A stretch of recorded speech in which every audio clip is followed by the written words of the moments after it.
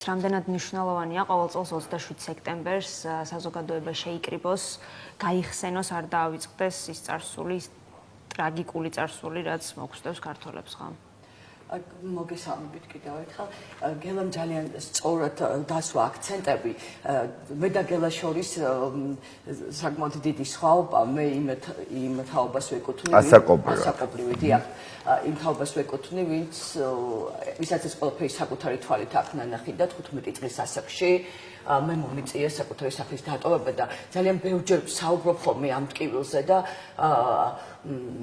რატომაც ახლა ვიტყვი, იმიტომ რომ პროპაგანდამ ეგრეთ წოდებული რუსული ხელისუფლების მმართველობის პირობებში არის ასეთი, რომ არც სასწავლო წიგნებში ისწავლება, არც მომავალ თაობას აქცენტს არ უსვამენ, ეს თანამედროვე საქართველოს ისტორიაა, სადაც ჩვენ დავკარგეთ ისეთი ორი ძალიან თვითფასი მხარე, როგორც იყო აფხაზეთი და სამაჩაბლო, რომ ეს ჩვენი ტკივილია, ეს ჩვენი იდენტობის ნაწილია, ის გმირები, ვინც საქართველოს თავისუფლებისთვის შეწირა რუსულ აგრესიას, ესენი არიან ჩვენი ღირსების ბიჭები, ვინც საკუთარი სიცოცხლე დადო იმისთვის, რომ მათ შვილებს საკუთარი სახლი არ დაეკარგათ, ღირსება არ დაგვეკარგათ და არ დაგვეჩოქარ რუსების წინაშე.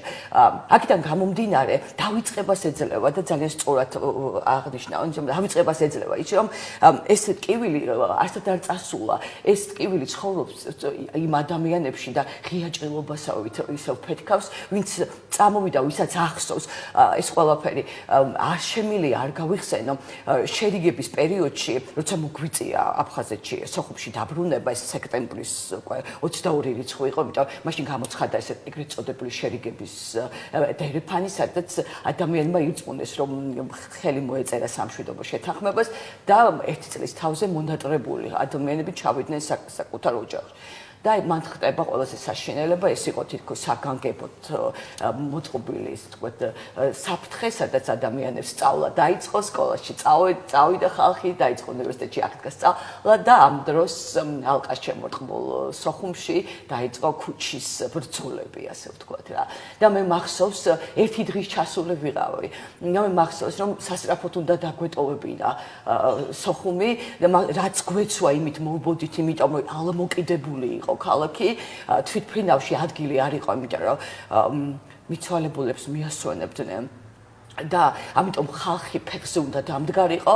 15 წლის გოგოს მეხსიერებაში კარგად ახსოვს ის მომენტი, რომ როცა ქუჩის ბრძოლები მიდიოდა, ყველა თავის სახკარს იცავდა, ამ დროს ხელისუფლებას იარაღი გაქონდა ზუგდიდში ზვიადისტების წინააღმდეგ საომრად. საომრად. და თითქოს, ასე ვთქვათ, შიშველს და ცარიელ-ტარიელს ტოვებდნენ, ასე ვთქვათ, იმ ბიჭებს, ვინც ჩავიდნენ დასაცავად სოხუმის, აფხაზეთის ზოგადად და იქაურ მოსახლეობას. ეს ძალიან კარგად მახსოვს, იმიტომ რომ ის ემოცია, როცა თვითფრინავში ავედით, როცა იმიტომ ყველას ჰქონდა იმ თვითფრინავში ასვლის სურვილი, როცა ფეხზე ვიდექით, როცა ლოცვას კითხულობდა ხალხი, იმიტომ რომ ძალიან დიდი საშიშროება იყო თვითფრინავის ჩამოგდების და ჩემ შემდეგ ფაქტობრივად მეორე თუ მესამე დღეს ჩამოაგდეს კიდე თვითფრინავი. ვერა ანთეს შუქი ქუთაისამდე, იმიტომ რომ საშიშროება იყო, რომ დაინახავდნენ და ჩამოაგდებენ. ძალიან რთული ამაზე საუბარი ემოციების გარეშე, ის ტაში, რომელიც ქუთაისში დავცხეთ, ის მამაუჩვენე, რომელიც ყურებში მესმოდა, ის სუნი, რომელიც დღემდე მახსოვს ჩვენი მიცვალებულების, ჩვენი გმირების სიცოცხლე, რომელიც იქ ფიანდაზად დაეგო იმ ერთიანობის სურვილს, იმ განცდას, რომ საქართველო არ დახლიჩირო. და დღეს როცა პროპაგანდა რუსული ხელისუფლების ეწევა იმას, რომ ამოგვიშალოს მეხსიერებიდან და დაგვავიწყოს აფხაზეთი, ჩვენ ამის უფლებას ჩვენ თავს ვერ ვივსებთ, რომ მათგან განსხვავებით ჩვენ ქართველები ვართ. ჩვენ გვახსოვს ეს ტკივილი, ჩვენ წლების 32 წელი ამ ტკივილს ვატარებთ და ყოველ დღე 27 სექტემბერი გელამ კარგად აღნიშნა, რომ არა სოხუმის დაცემის, არამედ დროებითი ოკუპაციის დღეა და ჩვენ გვჯერა, რომ სანაპიროშესული გვიდგას, ჩვენ შვილებს გადავცემთ ამ სიყვარულს. ჩვენ ყველას ვეუბნებით, რომ აფხაზეთი საქართველოა, სამაჩაბლო საქართველოა და ჩვენი დასაბრუნებელია ეს მხარე. აუცილებლად თქვენ ახსენეთ, რომ 15 წლის იყავით ფაქტობრივად ბავშვი, ხო, ამ დროს და ძალიან რთული იქნებოდა ამ ყველაფრის გადატანა აღქმა. როდესაც თბილისში ჩამოხვედით, როგორ გადაიტანეთ ეს ყველაფერი? რამდენად ტრამული იყო, სახლიდან გასვლა გიჭირდათ, არ გიჭირდათ, როგორ ადაპტირდით საზოგადოებაში? ჩვენ ჩამოვედით სარიელ-ტარიელი, ანუ რაც გვეცვა ის და მე და ჩემი და მამასთან ერთად, ჩემი და იყო ჩემზე პატარა 12 წლის, მე 15 წლის და ეს იყო საშინელი პერიოდი. აფხაზეთზე ხშირად ძალიან ბევრი ისეთი მითებს ყვებიან ხოლმე, მაგრამ ეს მითები არა, ეს ყველანი კარგად ცხოვრობდა, ეს მადლიანი მიწა იყო რა, რასაც დარგავდი ზოგჯერ მეტად იხარებდა, ანუ არავის არ უჭირდა. ამიტომ ფაქტობრივად ბედნიერი ბავშვობა ისედაც ბედნიერია ყველასთვის და მით უმეტეს აფხაზეთის მიწაზე გატარებული. და უცებ აღმოჩნდი თბილისში ნათესავის პატარა ბინაში, სადაც ჩემმა ნათესავებმა 2 და 3 ყველაფერი ძალიან მძიმე პერიოდი იყო, თუმცა 2 და 3 ზომით დიდი ასაცმელები, როცა მელაგა ფიქრობდი რომ ღმერთო ჩემო ეს როგორ უნდა ჩავიცო. და მე დღეს არ მწხვენია იმის თქმის, როცა ვამბობ, რომ როცა მე უნივერსიტეტში მივდიოდი და იყო ზამთარი, ჩემ და ვერ მიდიოდა სკოლაში, იმიტომ ერთი ფეხსაცმელი გქონდა.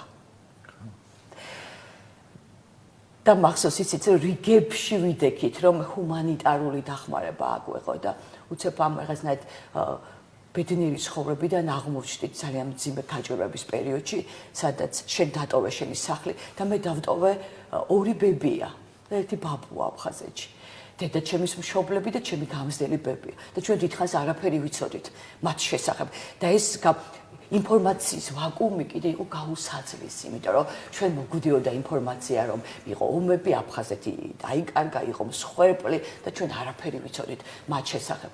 მხოლოდ რამდენიმე თვის შემდეგ ბებია ბაბუა გამოაბარეს მეზობლებმა, და ისინი არ ტოვებდნენ არ მარტო სახლს, არამედ დედაჩემის საფლავს და მათ სადარაჯოზე დარჩნენ იქ და წარმოუდგენელი იყო მათთვის დაეტოვებიათ ის მიწა, სადაც მათი ქალიშვილი იყო გასული და ის სახლი, რომელიც ნულიდან დაიწყეს და ყველაფერი შექმნეს მათთვის და მართლაც ბებია ძალიან სწრაფად გარდაიცვალა დარჩში და ბაბუას გარდაცვალებამდე თვალებზე ჰქონდა ცრემლი. ეს იყო მისი შვილის მონატრების, მისი სახლის მონატრები.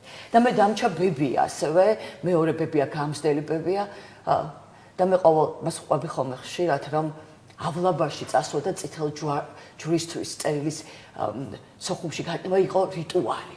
და მე იყო მოლოდინი, ველოდებოდი და სანამ იქიდან წერილი დაბრუნდებოდა, მე ვიცოდი, რომ აი ეს კავშირი არც ბებიასთან გამიწყვეტავს, არც დედასთან გარდაცვალდა და არც ჩემს სახლთან.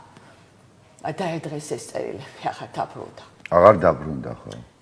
და მე ჩვენ გვითხრეს, რომ ის არის ესოში დაკრძალული, ვამბობ ხოლმე ამას, რომ იმ ბროწეულის ძირში, სადაც ჩვენ ძალიან ხშირად ვისხედით და ყვებოდით ბედნიერ და უხუბლო მომავალს.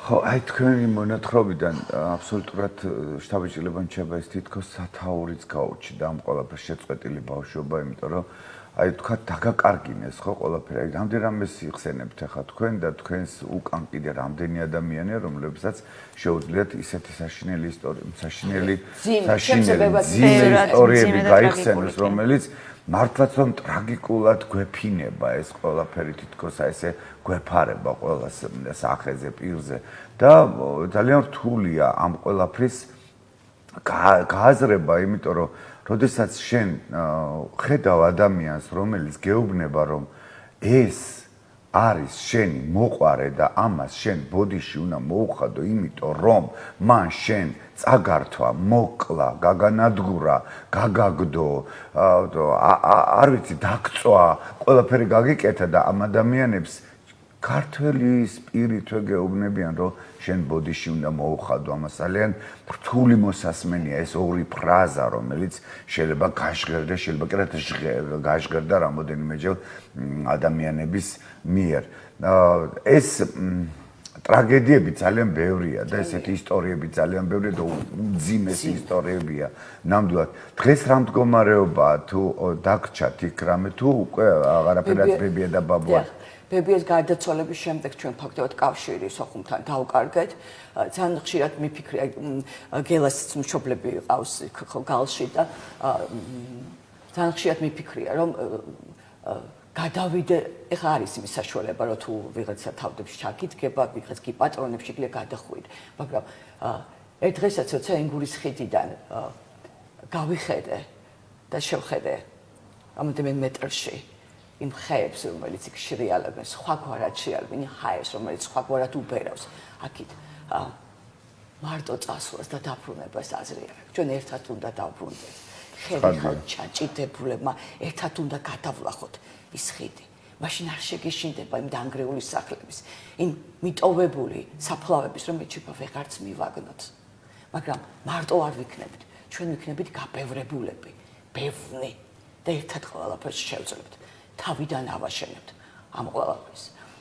ჩვენ ასე გავიზარდეთ, რომ გვასწავლიდნენ, რომ გმირები არის საქართველოს ისტორია, შენი დნმ, შენი სისხლის ნაწილი, თუ კი რამეს წარმოვადგენთ, მხოლოდ მათი დამსახურებით. და ამ დროს გვეუბნებიან, რომ თურმე არაფერს არ წარმოადგენენ ეს გმირები. რომ რატომ არ არის გიორგი ანწუხელიძე, თურმე როგორც განაცხადა ქალბატონმა წულკიანმა, სახში არ არის მშვიდად, იმიტომ რომ მას და მის შვილს ეცხოვრა და დღევანდელობამდე მოსულიყო.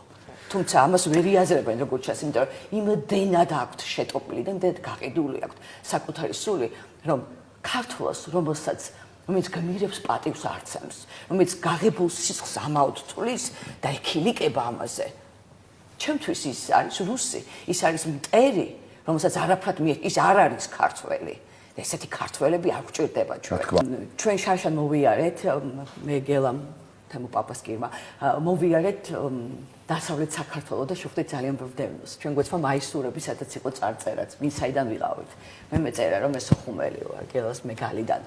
და როცა კარებს გვიღებდნენ, მათი ასე თქვა მზერა იყო მაისურზე.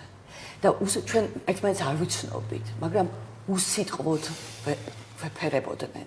მე შევდიოდით და ვსაუბრობდით იმ სიტუაციას, რა ხდებოდა. დღეს და გვეკითხებოდნენ, რომ გვაქვს სიცოცხლეშივე, ასაკოვანი ხალხი გვეკითხებოდა იმის შანსი, რომ ჩვენ დავბრუნდეთ აფხაზეთში. და სწორედ რასაც გელა ამბობს, რომ ერთადერთი გზა, რომელიც მიგვაჩვენია ჩვენ დევნილებს, შინ დაბრუნების შესაძლებლობად, ეს არის მხოლოდ ევროკავშირის დიდ ოჯახში შეერთება, სადაც სწორედ იმ სიკეთეებით ვისარგებლებთ ყველანი, რა სიკეთეებიც დღეს დანარჩენი ევროკავშირის ოჯახის წევრებზე ვრცელდება. და დღესაც კი 32 წლის შემდეგ თქვენ ვერ წარმოიდგენთ, როგორ სიდუხჭირეში უწევთ დევნილებს ცხოვრება. კი, ძალიან სულ პირობებში. მიტოვებულები დღესაც. და იცით, მიუხედავად იმისა, რომ ყველა წამოდგა ფეხზე, გულიმწყდება ნელამიდის ძველი თაობა, რომელიც მემატიანია, რომელსაც აქვს ძალიან ბევრი ამბავი მოსაყოლი შემდეგი თაობებისთვის. ამას ვკარგავთ რეალურად. და პლუს ამისა, ეს ადამიანები, რომლებიც მიუხედავად ამ სიდუხჭირისა, ცხოვრობენ, იმეც არ კარგავენ და ერთადერთი იმეც ებღაუჭერბიან.